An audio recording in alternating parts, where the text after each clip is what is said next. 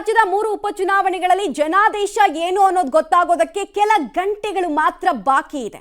3 ಉಪಚುನಾವಣೆಗಳ ಪೈಕಿ ಅತ್ಯಂತ ಹೆಚ್ಚು ಕುತೂಹಲದ ಕೇಂದ್ರ ಬಿಂದುವಾಗಿರೋದು ಚನ್ನಪಟ್ಟಣ ಕ್ಷೇತ್ರ. ಚನ್ನಪಟ್ಟಣ ಕ್ಷೇತ್ರಕ್ಕೆ ಯಾರು ಚೆನ್ನ ಅನ್ನೋದನ್ನ ಈಗಾಗಲೇ ಡಿಸೈಡ್ ಮಾಡಿದ್ದಾರೆ ಮತದಾರರು. ಇನ್ನೇನಿದ್ರು ಕೂಡ ಅದು ರಿಸಲ್ಟ್ ಔಟ್ ಆಗಬೇಕಷ್ಟೇ. ಚನ್ನಪಟ್ಟಣ ಉಪಕಣದ ಫಲಿತಾಂಶಕ್ಕೆ ಕ್ಷಣಗಣನೆ ಶುರುವಾಗಿದೆ. ತೀವ್ರ ಕುತೂಹಲ ಕೆರಳಿಸ್ತಾ ಇದೆ ಚನ್ನಪಟ್ಟಣದ ರಿಸಲ್ಟ್. ನಿಖಿಲ್ ಕುಮಾರಸ್ವಾಮಿ ಹಾಗೂ ಸಿಪಿ ಯೋಗೇಶ್ವರ್ ಮಧ್ಯೆ ತೀವ್ರ ಪೈಪೋಟಿ ಅಂತೂ ನಿರ್ಮಾಣ ಆಗಿದೆ. ನಿಖಿಲ್ ಕುಮಾರಸ್ವಾಮಿಗೂ ಸತತವಾಗಿ 2 ಸಲ ಸೋಲು, ಈ ಕಡೆಗೆ ಸಿಪಿ ಯೋಗೇಶ್ವರ್ ಅವರಿಗೂ 2 ಸಲ ಸೋಲು. ಸೋತವರ ಮಧ್ಯೆಯ ಕಾಳಗದಲ್ಲಿ ಹ್ಯಾಟ್ರಿಕ್ ಸೋಲು ಮತ್ತೊಮ್ಮೆ ಯಾರಿಗೆ ಹಾಗೂ ಗೆಲುವಿನ ನಗೆ ಬೀರೋದು ಯಾರು? ಕುತೂಹಲ ಇದೆ.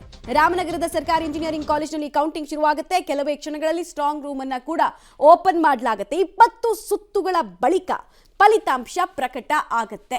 ಸಿಪಿ ಯೋಗೇಶ್ವರ್ ಅವರಿಗೆ ಅಸ್ತಿತ್ವದ ಪ್ರಶ್ನೆ. 98ರಿಂದ 2018 ತನಕ ಕೂಡ ಆ ಕ್ಷೇತ್ರವನ್ನ ಪ್ರತಿನಿಧಿಸಿ ಗೊತ್ತಿದ್ದವರು ಒಮ್ಮೆ ಸೋತಿದ್ರು ಮಾತ್ರ.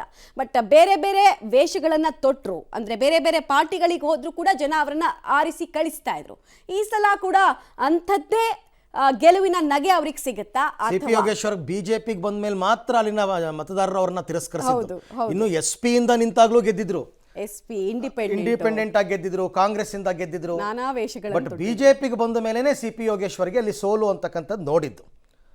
ಓಕೆ, ಚನ್ನಪಟ್ಟಣ ಬೈ ಎಲೆಕ್ಷನ್ನ ಪ್ರಮುಖಾಂಶಗಳು ಏನು ಅಂತಕ್ಕಂಥದ್ದನ್ನು ಒಂದ್ಸಾರ್ತಿ ನಾವು ನೋಡ್ಬೋಣ. ಹೈಲೈಟ್ಸ್ ಏನು ಅಂತಕ್ಕಂಥದ್ದು. ಉಪಸಮರವನ್ನು ಪ್ರತಿಷ್ಠೆಯಾಗಿ ಪರಿಗಣಿಸಿದ ಗೌಡರ ಕುಟುಂಬ ಮತ್ತು DK ಬ್ರದರ್ಸ್. ಅದು ಎಲ್ರಿಗೂ ಗೊತ್ತಿರತಕ್ಕಂಥದ್ದೇ. ಒಂದು ಕಡೆ ಮೊಮ್ಮಗನನ್ನು ಗೆಲ್ಲಿಸ್ಕೋಬೇಕು ಅಂತ ದೇವೇಗೌಡರೇ ಖುದ್ದು 8 ದಿನ ಕ್ಷೇತ್ರದಲ್ಲಿ ಮೊಕ್ಕಾಂ ಹೂಡಿದ್ರು. DK ಬ್ರದರ್ಸ್ ಅಂತೂ ಚುನಾವಣೆ ಅನೌನ್ಸ್ ಆಗೋದಕ್ಕಿಂತ ಮೊದಲಿಂದನೂ ಅಲ್ಲೇ ಇದ್ದರು. ಇನ್ನು NDA ಟಿಕೆಟ್ ಸಿಗದೆ ಕಡೆ ಕ್ಷಣದಲ್ಲಿ ಕಾಂಗ್ರೆಸ್ನಿಂದ ಸಿಪಿ ಯೋಗೇಶ್ವರ್ ಸ್ಪರ್ಧೆ. ಯೋಗೇಶ್ವರ್ಗೆ ಜಂಪಿಂಗ್ ಸ್ಟಾರ್ ಅಂತ ಕರೀತಾರೆ. ಒಂದೊಂದು ಚುನಾವಣೆ ಒಂದೊಂದು ಕಡೆಯಿಂದ ನಿಲ್ತಾರೆ ಅವರು.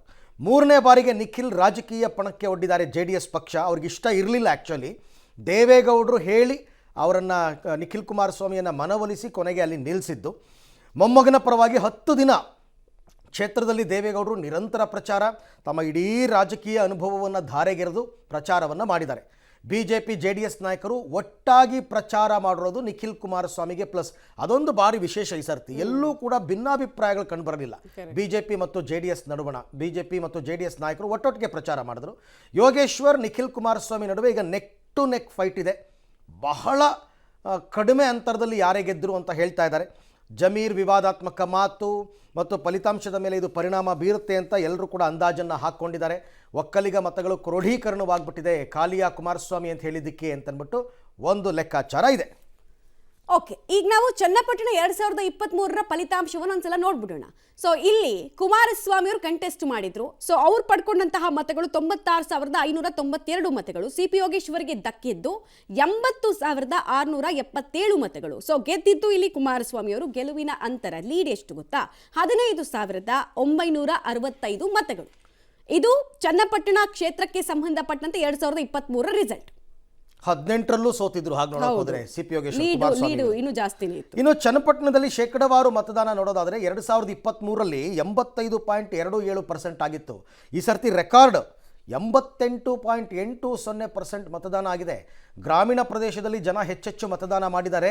ಇದು ನಮಗನುಕೂಲ ಆಗುತ್ತೆ ಅಂತ JDSನವರು, ಇಲ್ಲ ನಮಗನುಕೂಲ ಆಗುತ್ತೆ ಅಂತ ಕಾಂಗ್ರೆಸ್ನವರು ಲೆಕ್ಕ ಹಾಕ್ಕೊಂಡು ಕೂತಿದ್ದಾರೆ. ಗೊತ್ತಿಲ್ಲ ಗ್ರಾಮೀಣ ಪ್ರದೇಶದ ಮತದಾರರು ಏನು ಹೇಳಿದ್ದಾರೆ ಅಂತ. ಕುಮಾರಸ್ವಾಮಿ ಇವತ್ತು ಮಕ್ಕಳಿಗೆ ಕೆಲಸ ಕೊಡ್ತೀನಿ ಅಂತ ಹೇಳಿದ್ರೆ ಜಮೀನು ಕೊಡೋದಿಲ್ಲ ಅಂತ ಹೇಳ್ತಾರೆ. ಫ್ಯಾಕ್ಟ್ರಿ ಕಟ್ಟಬೇಕಂತಾರೆ. ಯಾತ್ರ ಮೇಲೆ ಕಟ್ಟಬೇಕು ಹೇಳಿ, ಸತ್ಯ ಹೇಳಿ. ಇಲ್ಲಿ ಯಾರ್ಯಾರ ಜಮೀನ ಹೇಗೆ ಕನಕಪುರದಲ್ಲಿ ಲೂಟಿ ಮಾಡಿದ್ದಾರೆ ಹೋಗಿ ನೋಡ್ಕೊಂಬನ್ನಿ. ನಾನು ಬೆಟ್ಟನೂ ಅಲ್ಲ, ಸಣ್ಣ ಮಣ್ಣು. ನಾನು ಅವರು ದೇಶದ ಪ್ರಧಾನಮಂತ್ರಿ ಮುಖ್ಯಮಂತ್ರಿ ಆಗಿದ್ದರು. ನಾನೊಬ್ಬ ಬಡ ಮಿಡಲ್ ಕ್ಲಾಸ್ ರೈತನ ಮಗ. ನಾನು ಅವ್ರಿಗೂ ನಮಗೂ ಹೋಲಿಕೆ ಮಾಡಕ್ಕೆ ಹೋಗ್ಬೇಡಿ. ಅವರು ಭಾಳ ದೊಡ್ಡವರು.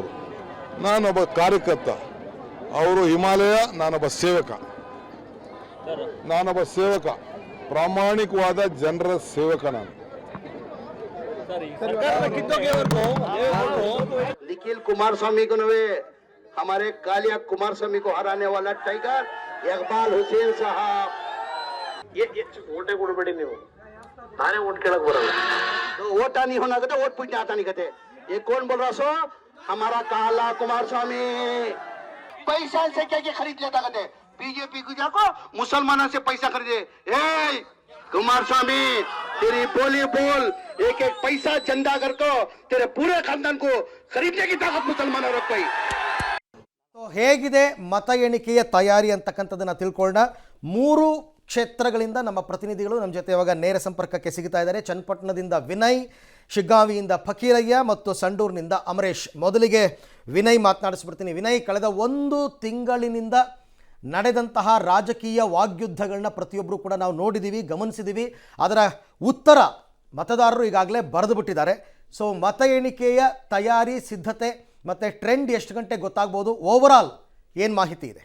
ಅರವಿಂದ್, ಚನ್ನಪಟ್ಟಣ ಉಪಚುನಾವಣಾ ಕಣ ರಾಜ್ಯದಲ್ಲೇ ಸದ್ದನ್ನ ಮಾಡಿರುವಂಥದ್ದು. ಯಾಕೆಂದರೆ ಪ್ರಭಾವಿ ರಾಜಕಾರಣಿಗಳಿರುವಂಥ ಕ್ಷೇತ್ರ, ಜೊತೆಗೆ ಕೇಂದ್ರ ಸಚಿವರ ಪುತ್ರ ಇಲ್ಲಿ ಸ್ಪರ್ಧೆ ಮಾಡಿದ್ದಾರೆ. ಕಾಂಗ್ರೆಸ್ನಿಂದ ಘಟಾನುಘಟಿ ನಾಯಕರುಗಳು ಕೂಡ CP ಯೋಗೇಶ್ವರ್ ಅವರ ಪರ ಬಂದು ಪ್ರಚಾರವನ್ನು ಮಾಡಿದರು. ಹಾಗಾಗಿ ಈ ಕ್ಷೇತ್ರ ಸಾಕಷ್ಟು ಕುತೂಹಲವನ್ನು ಹೆಚ್ಚಿರುವಂಥದ್ದು. ಯಾರಿಗೆ ಚನ್ನಪಟ್ಟಣದ ಅಧಿಕಾರ ಸಿಗುತ್ತೆ ಅನ್ನೋದ್ರ ಬಗ್ಗೆ ಕೂಡ ಸಾಕಷ್ಟು ಚರ್ಚೆ ಹೆಚ್ಚಾಗ್ತಾ ಇರುವಂಥದ್ದು. ಬಹಳ ಪ್ರಮುಖವಾಗಿ ಚನ್ನಪಟ್ಟಣದಲ್ಲಿ ಈ ಬಾರಿ ದಾಖಲೆ ಮತದಾನವಾಗಿದೆ. ಯಾಕೆಂದರೆ ಹೆಚ್ಚಿನ ಸಂಖ್ಯೆಯಲ್ಲಿ ಜನ ಉತ್ಸಾಹದಿಂದ ಬಂದು ಮತದಾನವನ್ನು ಮಾಡಿದ್ದಾರೆ. ಈ ಹೆಚ್ಚಿನ ಪ್ರಮಾಣದ ಮತದಾನ ಯಾರಿಗೆ ಲಾಭ ಆಗುತ್ತೆ, ಯಾರಿಗೆ ನಷ್ಟ ಆಗುತ್ತೆ ಅನ್ನೋ ಒಂದಷ್ಟು ಲೆಕ್ಕಾಚಾರಗಳನ್ನ ಎರಡೂ ಪಕ್ಷದವರು ಕೂಡ ಹಾಕೊಳ್ತಾ ಇರುವಂಥದ್ದು. ಬಹಳ ಪ್ರಮುಖವಾಗಿ ಇದು ಕುಮಾರಸ್ವಾಮಿ ಹಾಗೂ DK ಶಿವಕುಮಾರ್ ನಡುವಿನ ನೇರ ವೈಯಕ್ತಿಕ ಜಿದ್ದಾಜಿದ್ದಿಗೂ ಕೂಡ ಈ ಚುನಾವಣೆ ಕಾರಣವಾಯಿತು. ಆ ನಿಟ್ಟಿನಲ್ಲಿ ಇಡೀ ಚುನಾವಣೆ ಪ್ರಚಾರ ಕಾರ್ಯದಲ್ಲೂ ಕೂಡ ಪರಸ್ಪರ ವಾಕ್ಸಮರಗಳಿಂದ ನಡೆಯಿತು. ಜೊತೆಗೆ ಸಾಕಷ್ಟು ಜಿದ್ದಾಜಿದ್ದಿಯಲ್ಲೂ ಕೂಡ ಚುನಾವಣೆಯನ್ನ ನಡೆಸಿದ್ರು. ಜೊತೆಗೆ ಇವತ್ತು ಫಲಿತಾಂಶದ ದಿನ, ಹಾಗಾಗಿ ಎಲ್ರಿಗೂ ಕೂಡ ತೀವ್ರವಾಗಿ ಕುತೂಹಲ ಹೆಚ್ಚಾಗಿದೆ.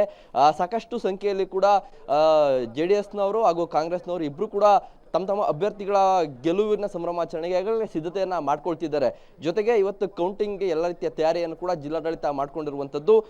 ಇವತ್ತು ಬೆಳಗ್ಗೆ 8 ಗಂಟೆಯಿಂದ ಮತ ಎಣಿಕಾ ಕಾರ್ಯ ಕೂಡ ಆರಂಭವಾಗುತ್ತೆ. ಸುಮಾರು 7 ಗಂಟೆ ವೇಳೆಗೆ ಸ್ಟ್ರಾಂಗ್ ರೂಮ್ ಓಪನ್ ಅನ್ನು ಮಾಡಲಾಗುತ್ತೆ. ರಾಮನಗರದ ಇಂಜಿನಿಯರಿಂಗ್ ಕಾಲೇಜಿನಲ್ಲಿ ಈ ಒಂದು ಮತ ಎಣಿಕಾ ಕಾರ್ಯ ಕೂಡ ನಡೀತಾ ಇರುವಂಥದ್ದು. ಸುಮಾರು 69 ಸಿಬ್ಬಂದಿ ಮತ ಎಣಿಕೆಯನ್ನು ಮಾಡ್ತಾರೆ. 3 ರೂಮ್ಗಳನ್ನು ಕೂಡ ಮತ ಎಣಿಕೆಗೆ ಬಳಸಿಕೊಳ್ಳಲಾಗಿದೆ. ಒಟ್ಟು ಸುಮಾರು 2,06,000 ಮತಗಳು ಕೂಡ ಚಲಾವಣೆ ಆಗಿರುವಂಥದ್ದು. ಆ ನಿಟ್ಟಿನಲ್ಲಿ ಮತ ಎಣಿಕಾ ಕಾರ್ಯ 8 ಗಂಟೆಗೆ ಆರಂಭವಾದರೆ ಮೊದಲು ಪೋಸ್ಟಲ್ ಬ್ಯಾಲೆಟ್ಗಳ ಎಣಿಕೆ ಮಾಡಲಾಗುತ್ತೆ. ಅದಾದ ಬಳಿಕ EVM ಮತಗಳನ್ನು ಕೂಡ ಎಣಿಕೆ ಮಾಡಲಾಗುತ್ತೆ. ಸುಮಾರು ಒಂದು 10 ಗಂಟೆ ವೇಳೆಗೆ ಚುನಾವಣೆಯ ಟ್ರೆಂಡ್ ಕೂಡ ಗೊತ್ತಾಗ್ತಾ ಇರುವಂಥದ್ದು. ಸಾಕಷ್ಟು ರೀತಿಯ ಒಂದಷ್ಟು ಲೆಕ್ಕಾಚಾರವನ್ನು ಇಟ್ಕೊಂಡಿದ್ದಾರೆ. ಗ್ರಾಮೀಣ ಭಾಗದಲ್ಲಿ ಮೊದಲು ಕೌಂಟಿಂಗ್ ಆರಂಭವಾದರೆ ನಮಗೆ ಲೀಡ್ ಬರ್ಬೋದು ಅಂತ JDSನವರು ಅಂದ್ಕೊಂಡಿದ್ದಾರೆ. ಇಲ್ಲ ಗ್ರಾಮೀಣ ಭಾಗದಲ್ಲಿ ನಮಗೂ ಲೀಡ್ ಬರುತ್ತೆ ಅಂತ ಕಾಂಗ್ರೆಸ್ನವರು ಅಂದ್ಕೊಂಡಿದ್ದಾರೆ. ಆದರೆ ಮತದಾರರು ಯಾರಿಗೆ ಮಣೆ ಆಗ್ತಾರೆ ಅನ್ನೋದನ್ನು ಕೂಡ ಕಾದಷ್ಟೇ ನೋಡಬೇಕು. ಒಟ್ಟಿನಲ್ಲಿ ಚುನಾವಣೆಗೆ ಮತ ಎಣಿಕೆಗೆ ಎಲ್ಲ ರೀತಿಯ ತಯಾರಿಯನ್ನು ಕೂಡ ಜಿಲ್ಲಾಡಳಿತ ಮಾಡಿಕೊಂಡಿರುವಂಥದ್ದು. ಅಭ್ಯರ್ಥಿಗಳು ಕೂಡ ತಮ್ಮ ಲೆಕ್ಕಾಚಾರ ಈ ಪ್ರತಿ ಹಂತದಲ್ಲೂ ಅಂದರೆ ಪ್ರತಿ ಸುತ್ತಿನಲ್ಲೂ ಕೂಡ ನಮ್ಮ ಲೆಕ್ಕಾಚಾರಗಳು ಕರೆಕ್ಟ್ ಇದೆಯಾ ಅನ್ನೋದ್ರ ಬಗ್ಗೆ ಕೂಡ ತೀವ್ರ ಕುತೂಹಲವನ್ನು ಇಟ್ಕೊಂಡಿರುವಂಥದ್ದು. ಅರವಿಂದ್.